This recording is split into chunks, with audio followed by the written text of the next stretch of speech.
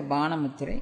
இடது கையை தொடைக்கு மேலே வச்சுக்க போகிறோம். இந்த முத்திரை செய்யும்போது அந்த தொடைக்கு மேலே வச்சுக்கிறது நம்ம ஒரு தொய்வு இல்லாமல் மிக ரிலாக்ஸாக அந்த கையை பிடிச்சிக்கிட்டோ வச்சுக்கிட்டோ இல்லாமல் மிக ரிலாக்ஸாக நம்ம இயல்பாக இருக்கும்போது தொடைக்கு மேலே வச்சிட்ருக்கிற மாதிரி அப்படி வச்சுக்கலாம்.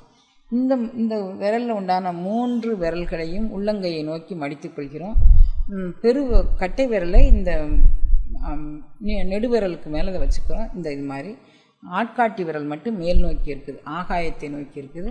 அதை நம்மளுடைய உடம்போடு சேர்த்து இது மாதிரி வச்சுக்கிறோம். இதுக்கு பேர் பான முத்திரை அப்படின்னு பேர். பானம்னா எப்படி அம்பு எய்கிறமோ அது மாதிரி இது நாம் எதை குறிக்கோளாக கொண்டு இந்த முத்திரையை செய்தோமோ அதை கொண்டு நம்ம அடையலாம். இப்போ நம்மளுடைய குறிக்கோள் பேரண்ட நாயகன் அப்படின்னா அதை அடையலாம். நமது குறிக்கோள் படிப்பு அப்படின்னா அதை அடையலாம். நமது குறிக்கோள் வேலை வாய்ப்புன்னா அதை அடையலாம். நமது குறிக்கோள் ஒரு வீடு கட்டுறதுன்னா அதை அடையலாம். நம்ம குறிக்கோள் எதுவோ அதை அடைவதற்கு இந்த முத்திரை